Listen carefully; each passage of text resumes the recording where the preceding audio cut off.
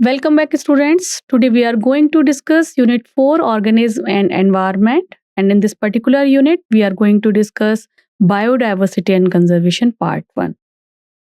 Before we start the main content, I would like to inform that the images used in our slides are for education purpose only. We respect intellectual property right of the original creator and owner of these images. If you are the owner of any of the images used in this PPT, have any concern, any issue, please contact us at sathee@iitk.ac.in and we shall remove the images. In this particular video lecture, we are going to discuss about wildlife and forest conservation, cause for the extinction of some wildlife, steps taken to conserve the remaining species, concept of endangered species, conservation of forest, Indian forest, importance of forest, hazards of deforestation, and concept of afforestation. So let's just think for a while. If an alien visiting Earth, he would be amazed by the enormous diversity which is present on our this planet. Okay, why? Because there are over 20,000 species of ants present in our Mother Earth. Over 3,000 species of beetle, 28,000 species of fishes, and nearly 20,000 species of orchids are present. Now you might wonder, why are there so many species present on our Mother Earth or in our globe? Did such diversity exist throughout the Earth history? Means from the initial days? Okay, how did this diversification come out? Next question arises in our mind. And why is this diversity important to the biosphere? Would the biosphere function differently with less diversity? How do humans benefit from this diversity of life? These are some questions which must arise in our mind. So let's find out the answer of these intriguing questions. First of all, we must understand the term biodiversity. Biodiversity. This term is a mixture or combination of two different terms. Bio means life, diversity means variation. Okay, this term was given by Rosen. Okay, but this term is biodiversity term is given by Rosen, but this term was popularized by a sociobiologist, Edward Wilson. Okay, so two different term given by Rosen, but this term was popularized by Edward Wilson to describe diversity at all biological organization level. Okay, so diversity occur at different levels. First level is genetic diversity. Genetic diversity. Okay, means variation which occur within a species because of different gene distribution. Okay, like one example, Rauwolfia. This is the picture of Rauwolfia vomitoria. This Rauwolfia vomitoria chemical potency varies in Himalayas. Okay, so many variety of Rauwolfia plant is present over here, and similarly for rice strain, more than in India also more than 50,000 rice strain are present, and 1,000 variety of mango are present. So within a species, so many varieties of different type of plant, crop, or fruits occur. So this type of diversity comes under genetic diversity category. Next diversity, species level diversity.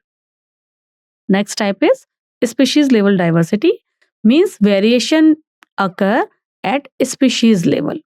Okay, like in Western Ghat have more amphibian species than Eastern Ghat.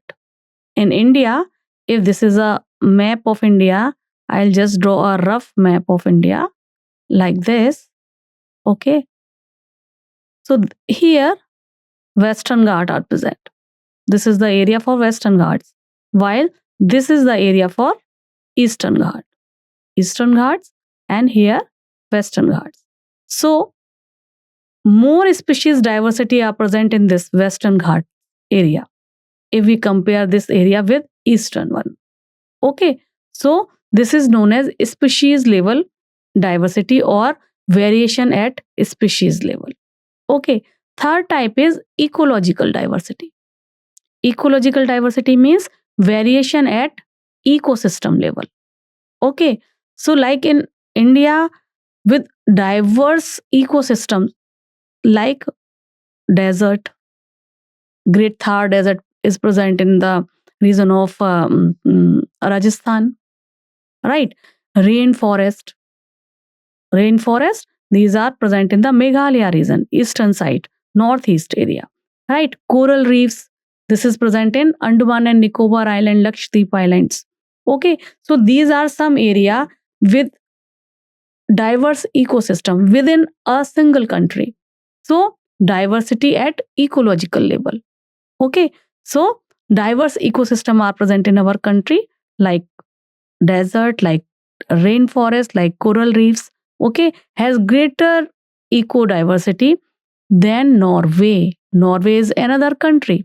In our single country, various diverse area are there because of the variation of temperature, because of variation in climatic condition. So many variety of plant, animal, insects are present there, and different reason, as in rainforest, so many rain throughout year occur, while in desert, so extremely high temperature. Okay, but in Norway, unanimous means only a single type of temperature, cold temperature there. So no more diversity are present in that particular area, Norway, because a constant temperature, constant weather conditions.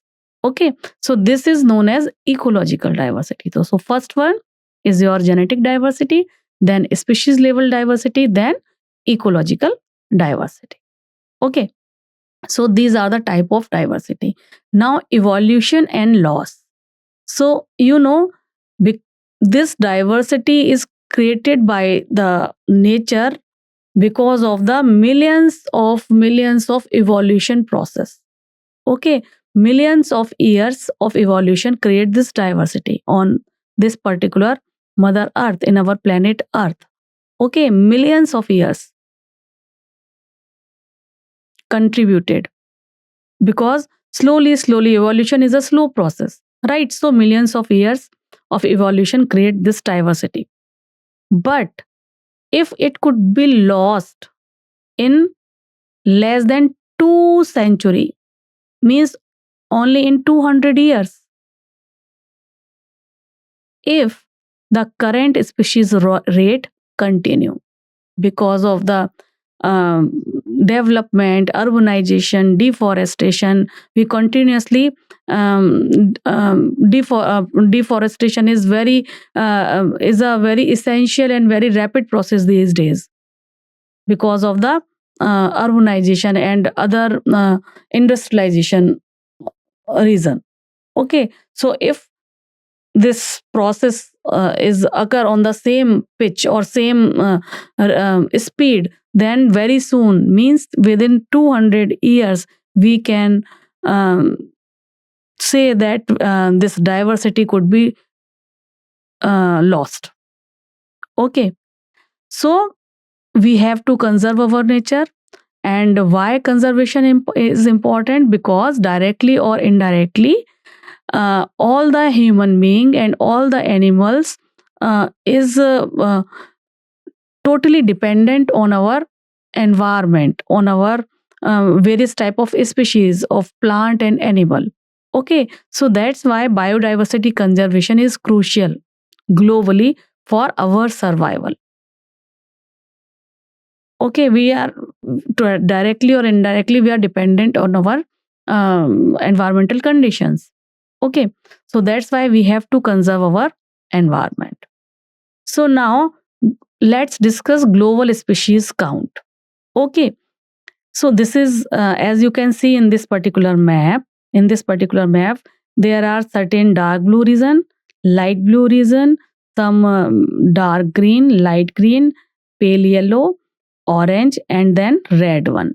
Okay, so red region in Africa, South America, certain part of Australia, certain western Ghat of India, Indonesia. Here you can see in this particular region, certain red region, orange region are there.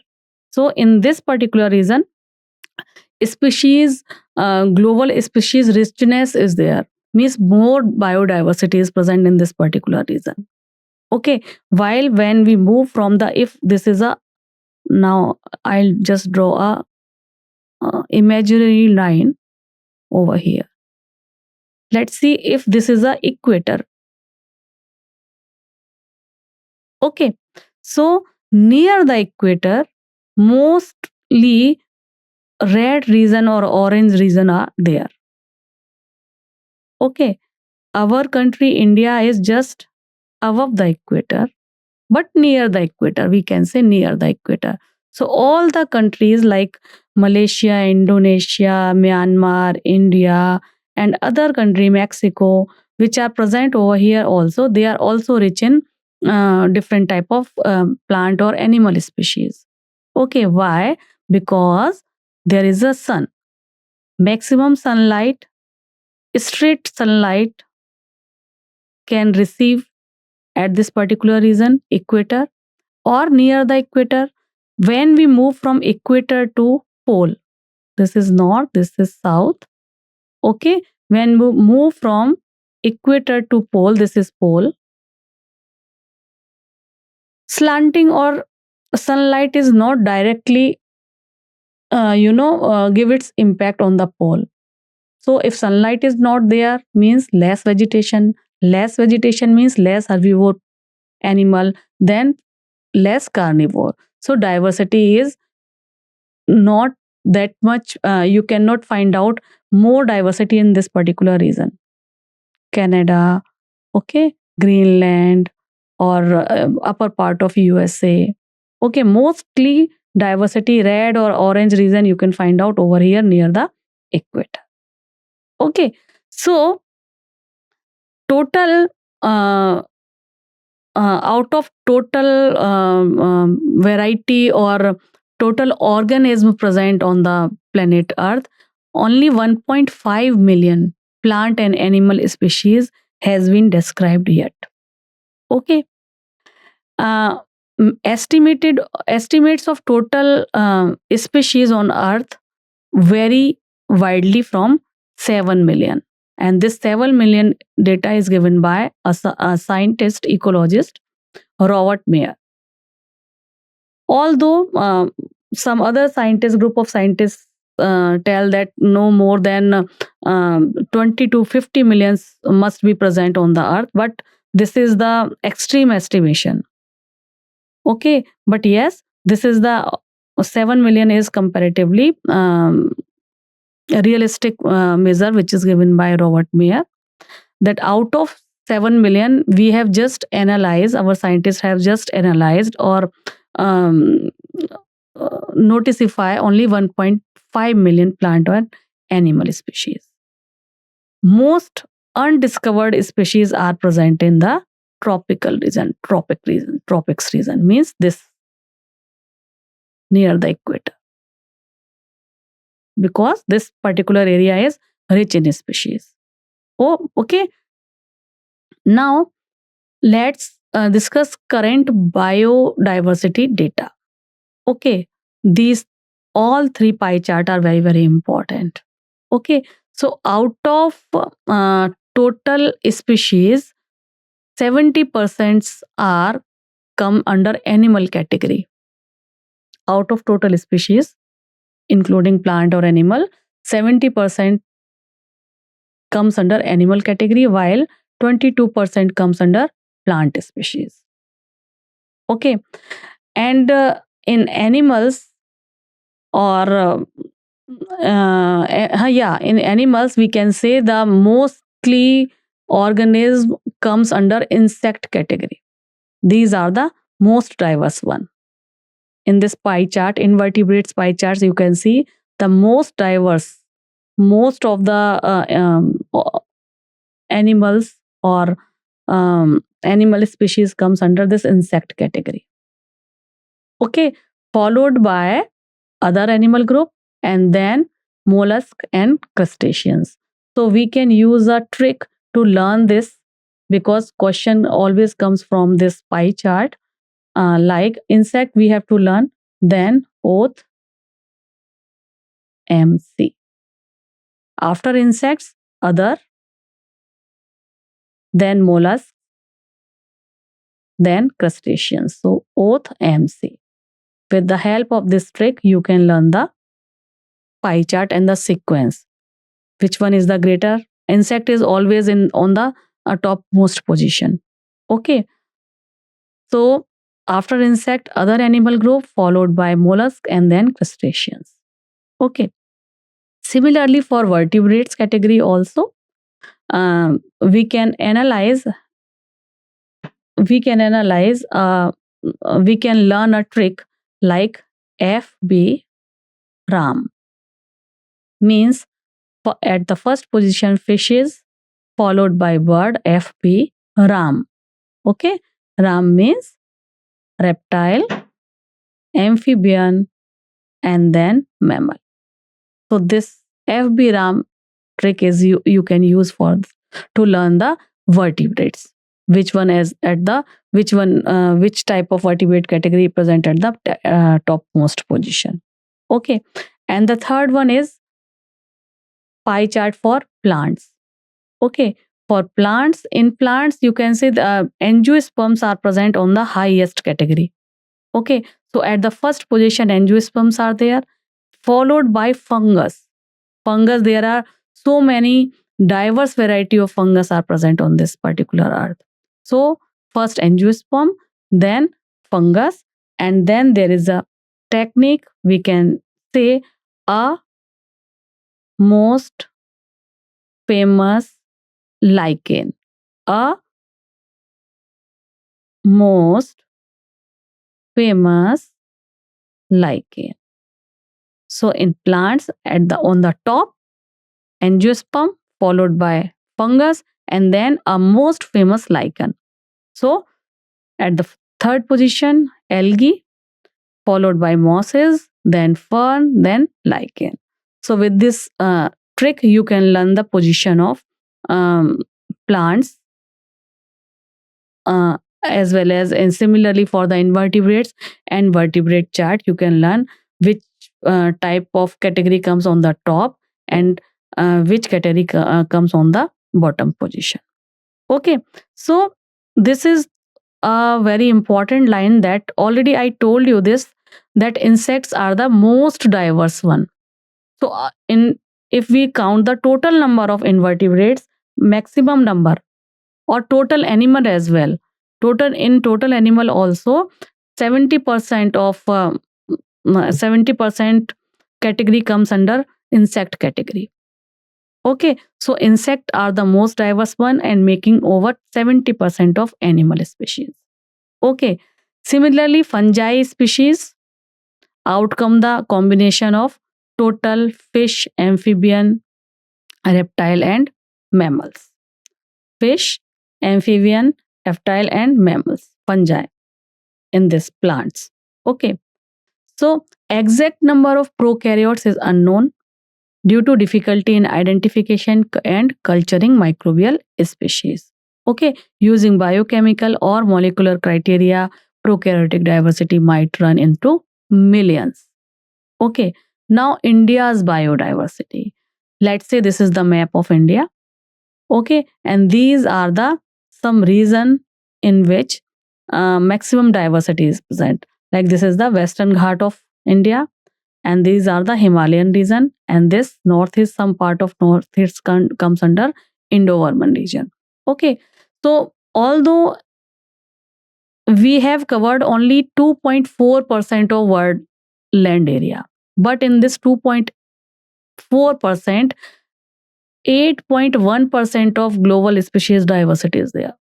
Okay, 8.1, and this is a very important data.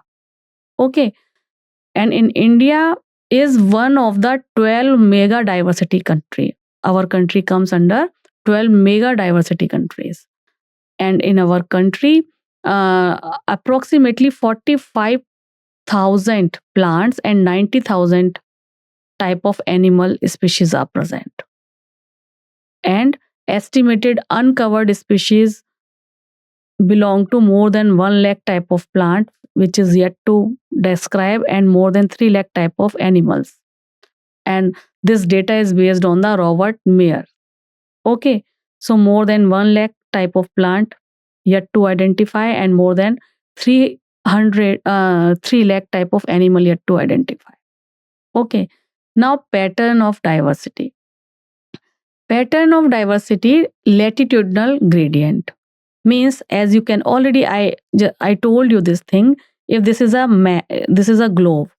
Okay, so at this position, our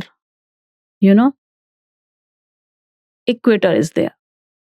Okay, so species diversity is unevenly distributed globally and generally decrease from equator towards the pole. This is the pole region.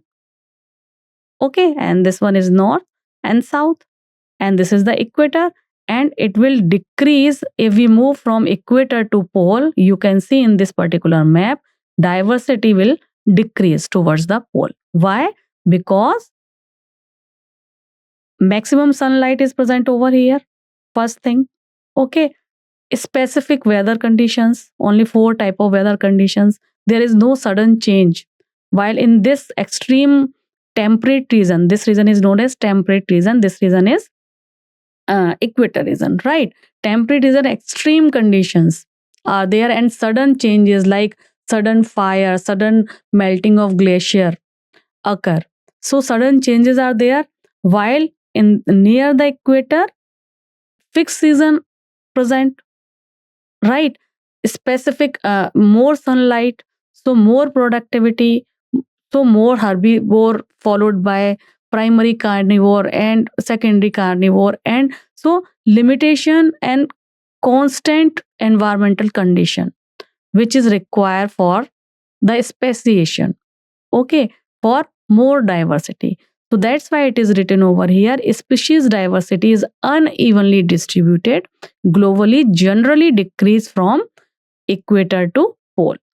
Okay, so near the equator, all the country like Mexico, Colombia, Brazil, okay, this Congo, India, Malaysia, Indonesia, these are having much more biodiversity zones.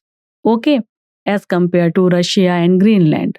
Okay, why it is mentioned, just I'll just read it out. Tropics like 23.5 degree north to 23.5 degree south has more species than temperate region or polar region.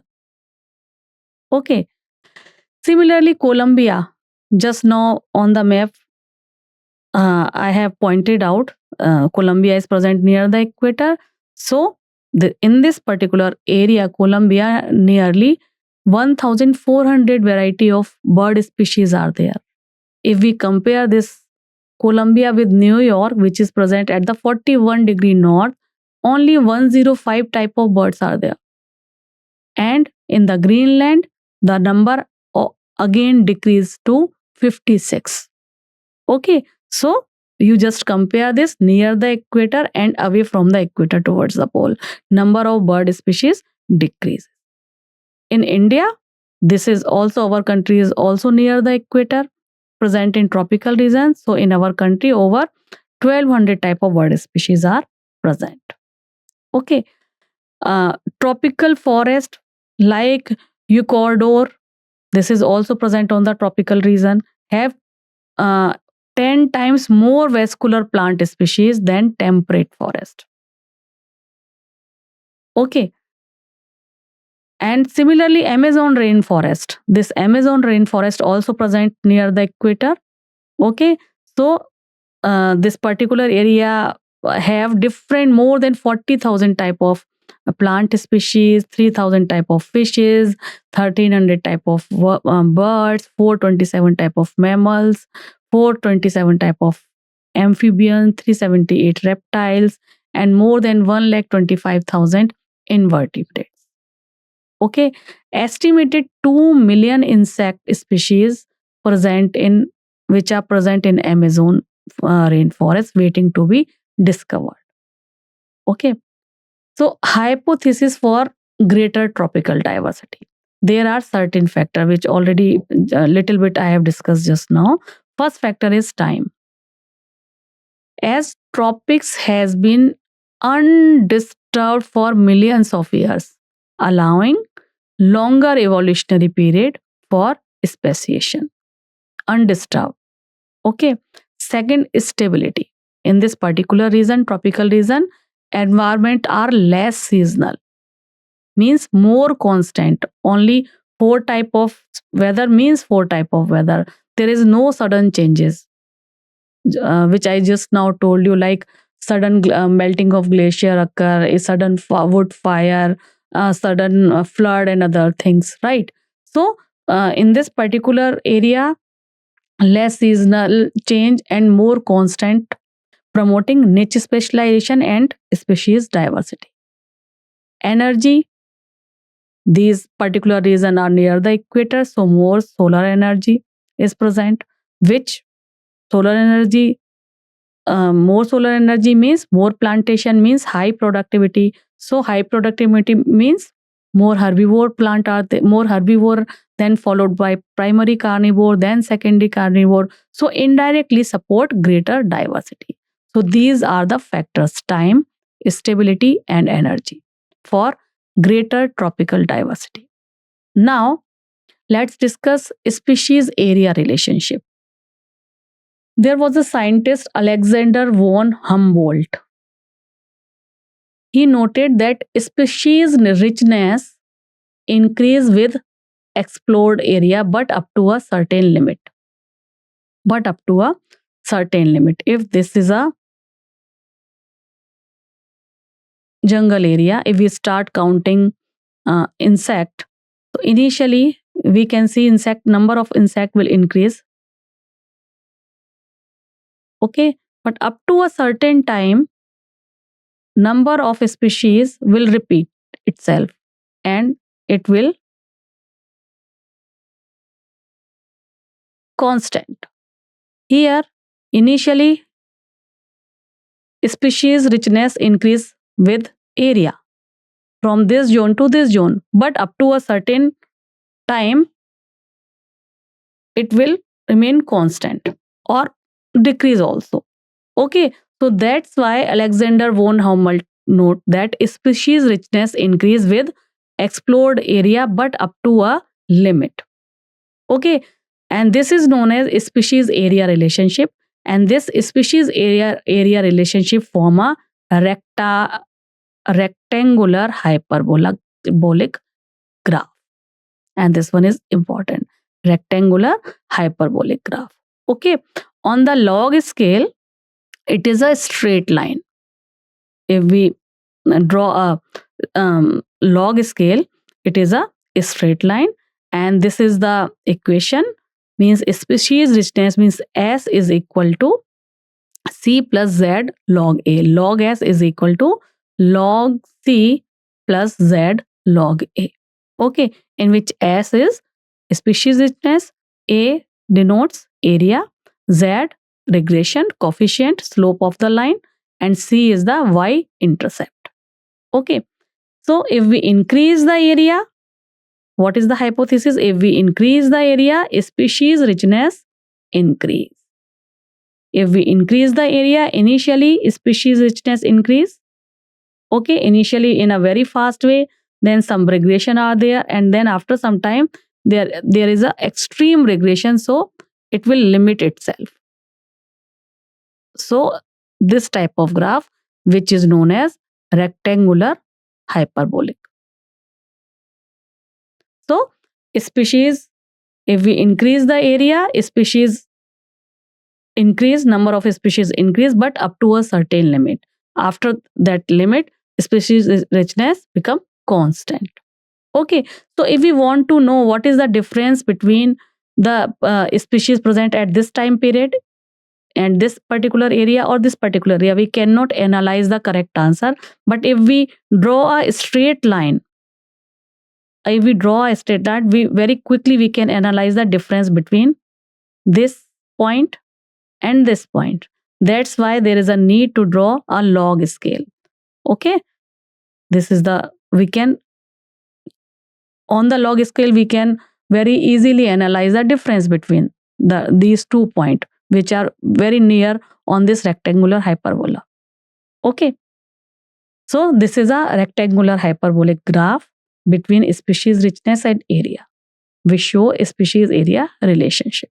Species is equal to CA, Z is a regression coefficient, and this is a log scale which is required to analyze the exact what is the difference between these 2 points, number of species with referred to number of species.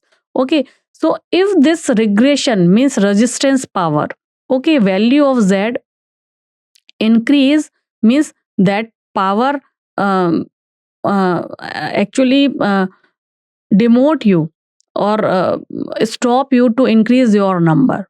Okay, that is known as regression coefficient. So normally the value of Z is in this particular range 0.1 to 0.2 across the various texta and regions. But if we analyze very large area, means entire continent, so we can multiply it with the 6. So 0.6 to 1.2. Okay, this regression or opposition for increasing the number of species will also increase. Okay, so what this is the normal range 0.1 to 0.2 for and continent, this one multiplied by 6, so 0.6 to 1.2. Okay, so example like for fruit eating bird and mammal in tropical forest, the slope is 1.15. Okay, so now importance of species richness to the ecosystem. Ecologists generally believe that more species contribute to community stability. More species contribute to community stability. Stability implies is minimum variation in productivity. Minimum variation in productivity year to year, resilience to disturbance, and resistance to alien species invasion. Okay, so the link between these attribute and species richness is not fully understood yet. Next is David Tillman finding. David Tillman finding means long-term experiments. His long-term experiment showed that plot with more species has less variation in biomass and higher productivity. Means more biodiversity means more stability. More diversity, more stability. Okay, more diversity means more species had less variation in biomass and higher productivity. Okay, so more diversity, more stability. If there is a disturbance in diversity, that particular area will get disturbed. Ultimately, that will not consider under a stable ecosystem. Okay, now importance of biodiversity. Rich biodiversity is essential for ecosystem health and human survival. Yes, this is a very important line. Rich biodiversity is essential for ecosystem health and human survival. Loss of species occur. If loss of species occur, then it raises question about ecosystem functionality and human quality of life. Okay, so in a particular ecosystem, if diversity is more or more rich diversity, that is good for us also. Okay. Now, Rivett-Popper hypothesis, which is given by Paul Ehrlich, and he compare a particular ecosystem with an aeroplane. Okay, he compare an ecosystem with an aeroplane. An aeroplane is held together by rivets or volt, or he compare these volt with the species. If this is an aeroplane, oh, I have to draw an aeroplane. Okay, like this. So there are certain kind of bolt, okay, which are present in the aeroplane. These are the windows. Okay, whole aeroplane is fixed on these bolts. If we remove one by one these bolts, then what will happen? This particular aeroplane get disturbed. Their construction is not that much stable. And if we remove these bolts, their aeroplane's wings bolt, then this wing get separate out from the aeroplane. So it 100% response. These two bolts are mainly responsible to sustain the structure of aeroplane. If we remove these bolts, means it will destroy whole aeroplane, means whole ecosystem. So these two bolt we can compare with the key species of a key species present in a ecosystem. Okay, so this Rivett-Popper hypothesis tells us that if an ecosystem, if we compare an ecosystem with an aeroplane and we continuously removing these bolts or rivets, this can cause species extinction. Okay, which may not immediately show any effect on the ecosystem, but certainly it will weak that ecosystem. Removal of bolt from the aeroplane weak the structure of aeroplane. So removing of this bolt can weak the ecosystem over the passage of time. Okay, but if we remove this wings bolt, means important bolt, that time these bolts show significant effect on that particular ecosystem or significant effect of this aeroplane. Okay, and that's why he compared this important rivets with the key species, which is essential for a ecosystem. Okay, so loss of key species pose a more significant threat to ecosystem stability than losing less critical species. That's why he compared an ecosystem with an aeroplane. Clear? Okay. So this is all about the today's lecture related to biodiversity part.